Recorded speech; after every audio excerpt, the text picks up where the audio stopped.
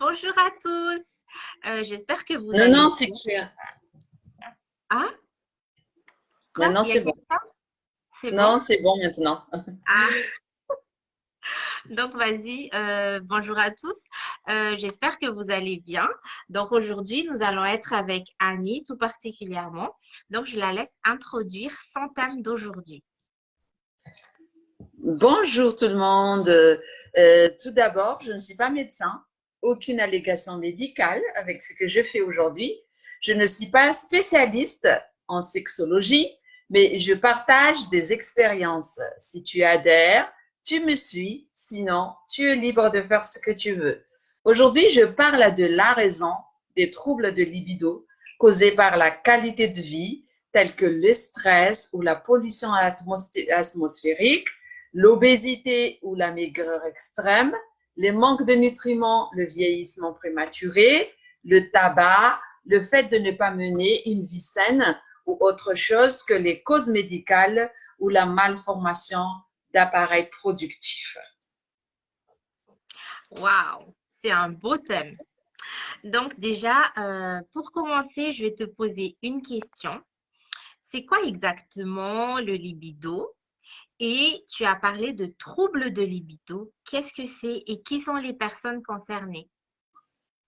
Ok, la libido, en fait, c'est, vous allez avoir une surprise et vous n'allez pas du tout vous entendre à cela.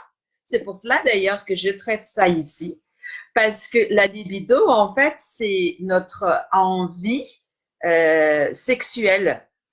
C'est-à-dire, non, comment je veux dire, c'est l'énergie qu'on met dans la sexualité. C'est ça, en fait, la libido. Et donc, bien sûr, on aime bien avoir ça. Et c'est surtout les hommes d'habitude qui parlent de ça. Mais vous allez être vraiment, vraiment étonnés parce que les troubles de libido concernent seulement 1,9% des hommes et Ah, 6,8% des femmes.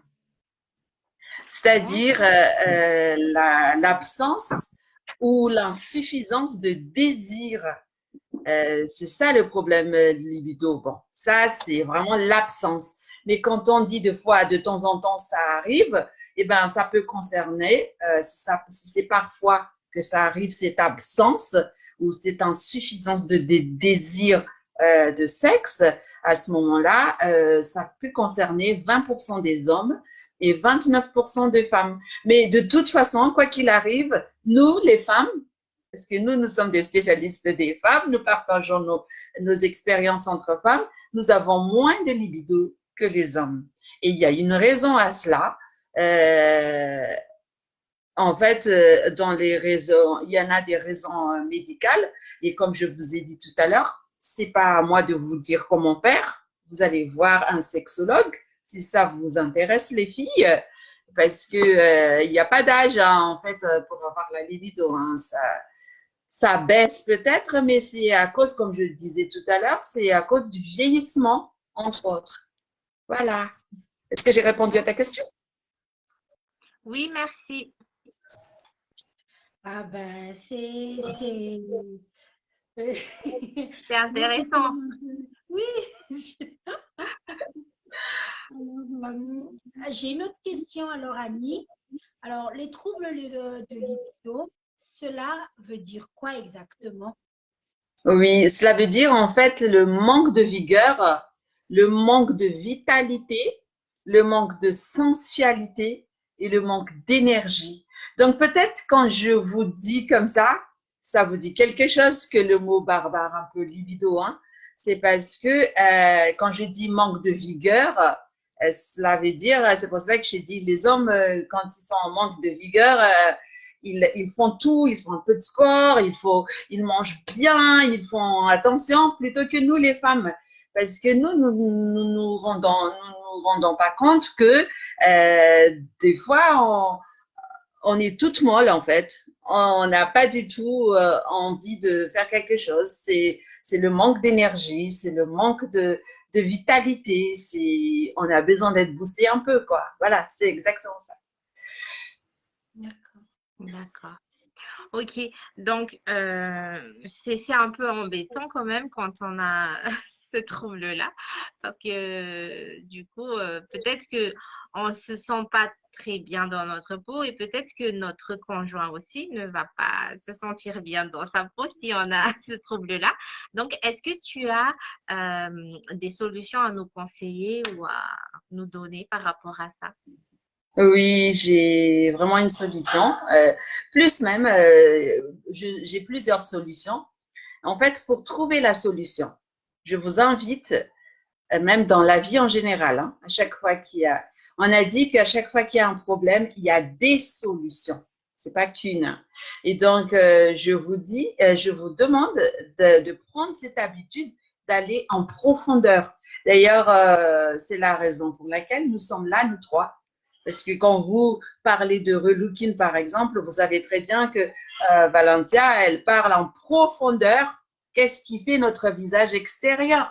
C'est juste en fait une apparence, mais il y a quelque chose en extérieur et voilà pourquoi on vous invite tout le temps et on vous donne quelque chose de plus en profondeur. Pareil, Nanti aussi, pour comment maigrir, c'est en fait, il faut aller en profondeur. Et moi aussi, quand je vais vous parler de libido aujourd'hui, comme je disais tout à l'heure, je ne rentre pas dans les raisons médicales ou peut-être aussi un problème génétique ou d'appareil productif, mais je rentre plutôt dans ce que nous faisons d'habitude.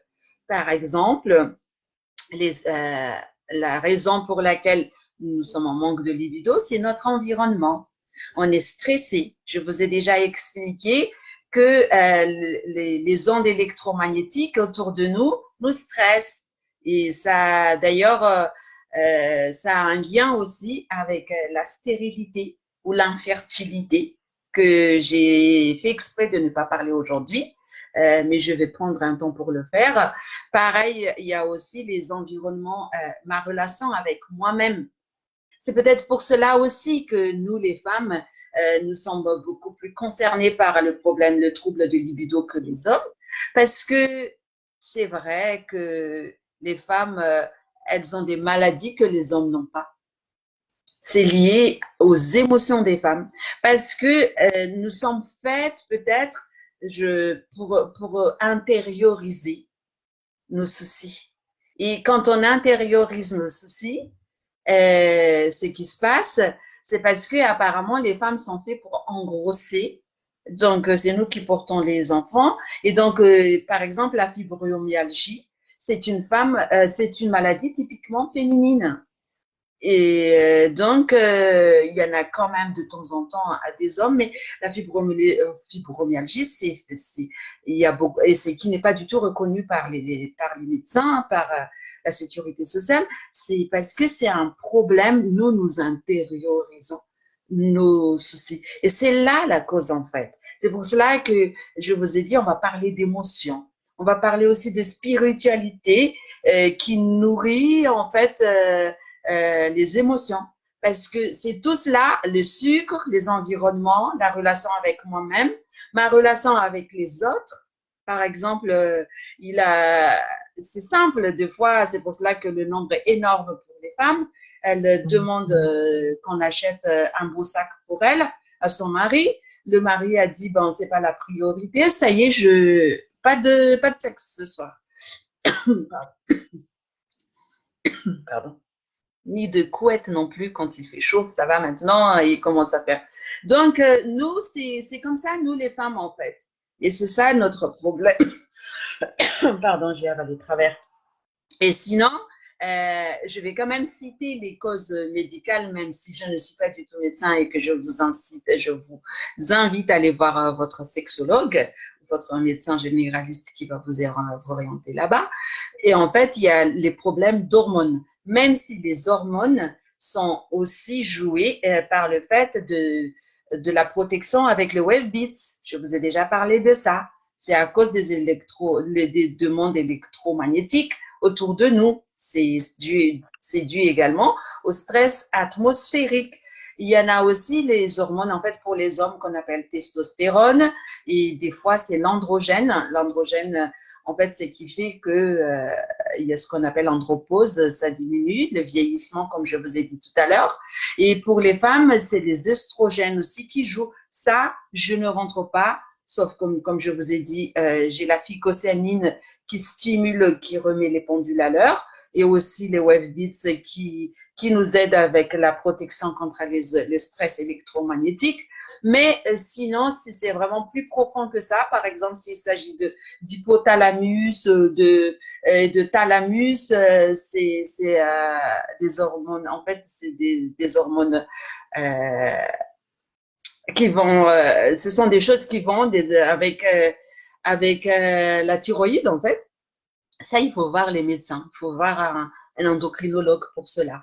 Il y a aussi, parce qu'il y a 4 choses qui donnent les troubles de libido.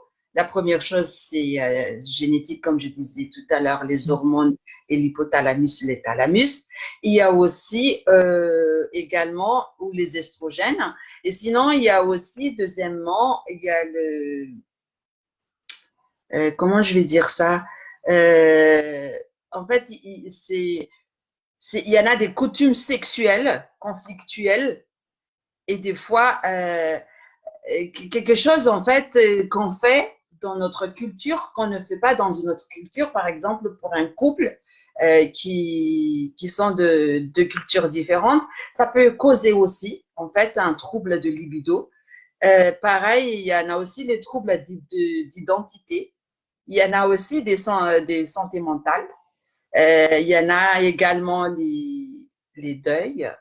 C'est pour cela que j'ai dit, nous, les femmes, nous encaissons tout, nous avons du mal à passer outre. Et c'est ça ce qui a fait que on diminue très, très vite notre libido avec cela.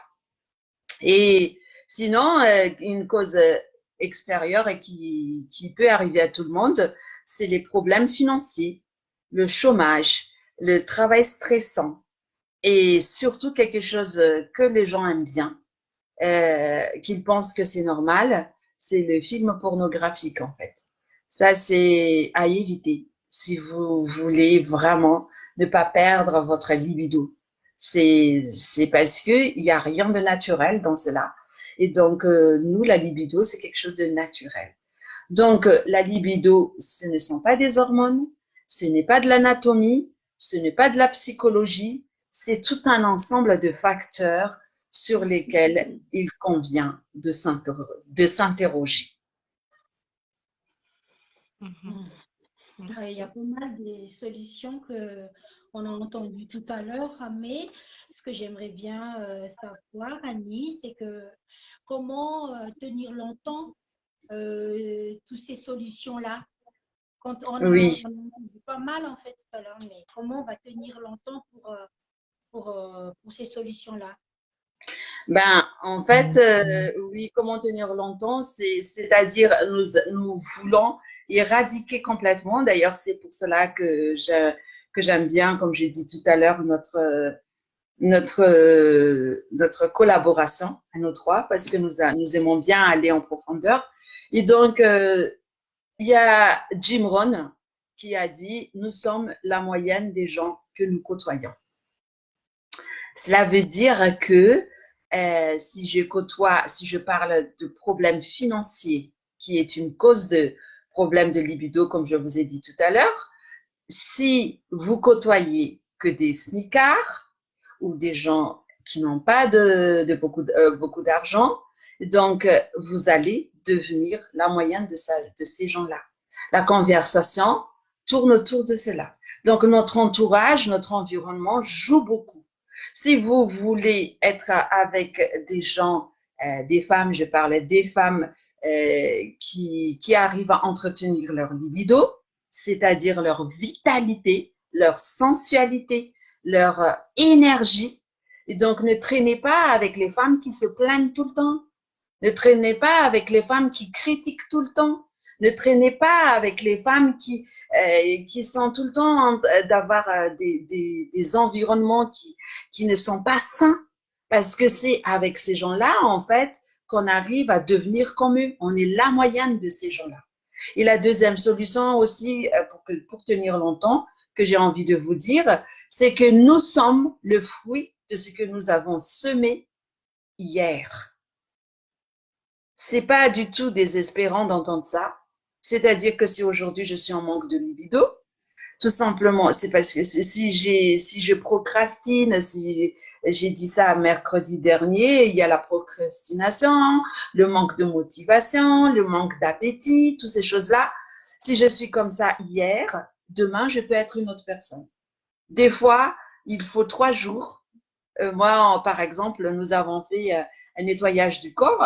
Avec 3 jours, j'avais le visage un peu pas bien du tout. Et donc, j'ai commencé à remanger. Mais 3 jours, des fois, c'est suffisant. Des fois, c'est 3 semaines. Des fois, c'est 3 mois. Et ça peut aller jusqu'à 3 ans. Par exemple, une entreprise, pour que ça marche bien, l'indépendance financière, c'est entre 3 et 5 ans. Et en fait, nous avons besoin de donner du temps.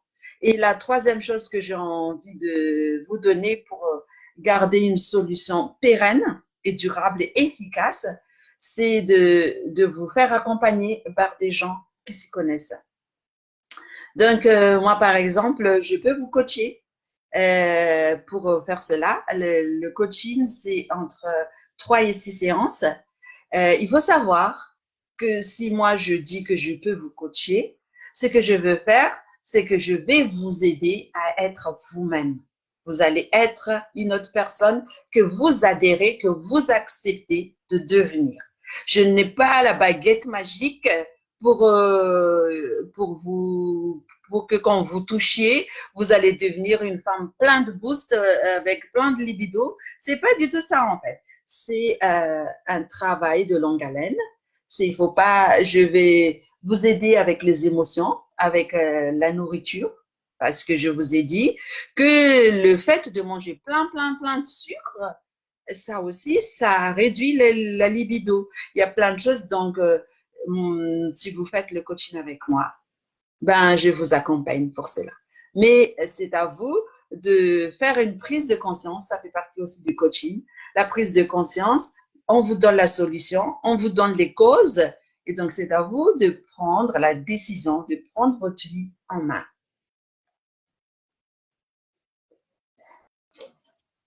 Si j'ai bien compris, c'est peut-être en dehors de ce qu'on a discuté ou ce que tu as nous évoqué tout à l'heure, que je vais poser comme question, c'est-à-dire si j'ai bien compris, si je suis amie ou avec une femme qui aime bien parler des autres, je saurais devenir comme telle.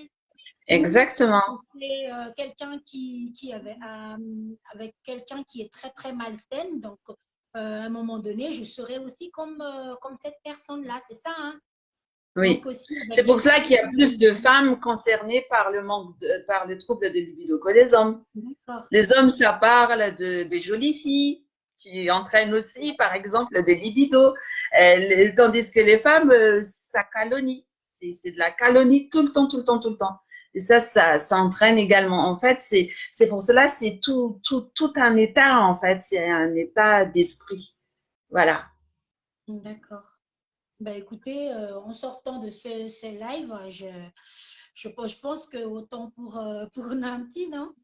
Oui. On s'en sort, oui, des fois, en tant que femme, on a beaucoup de choses qui nous manquent, on se pose des questions, des fois, on n'ose même pas poser des questions.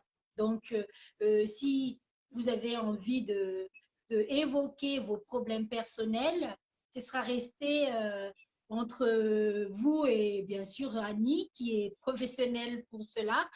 Donc, ce sera avec un grand bras ouvert. Je pense qu'elle va vous accueillir avec elle, accompagner plutôt. Ouais. Oui, oui, je sais garder le secret, vos secrets. De toute façon, vous inquiétez pas, j'ai beaucoup de gens que je suis des fois. Si je prends pas note, j'oublie tout. Voilà, donc non, je garde pas. Je vous accompagne juste, mais je suis pas là pour divulguer. Ça fait perdre ma libido. Ok, super. Donc, merci beaucoup, Annie, pour ce live d'aujourd'hui. Je ne sais pas si tu avais quelque chose à rajouter. Non, j'ai pas quelque chose à rajouter. Mais n'hésitez pas juste à partager autour de vous et à inviter aussi d'autres personnes à venir et merci également à Dominique et à Machado qui sont en train de nous encourager actuellement. Et merci pour votre encouragement. On attend toujours vos commentaires, sont tout le temps les bienvenus. N'hésitez pas à nous envoyer tout cela. Et à une autre fois. Oui. À demain. À demain. À demain, on sera avec Valencia. Oui, oui, demain, on va discuter par rapport à notre morphologie. Ça fait un moment on m'avait envoyé des messages pour dire quand est-ce que tu fais les morphologies, on aimerait bien. Donc, ça y est, je me suis dit, allez, Valencia, demain, ce sera pour la morphologie de chacun. Donc, Ah, ok. amenez vos petits cahiers, et tout, et vous verrez que en sortant, vous serez relooké. Ou surtout, vous saurez quelle morphologie vous êtes. Ok, super, c'est parfait, on a hâte. Donc, on vous donne rendez-vous demain à 13 À heures. demain. Au revoir. Au revoir.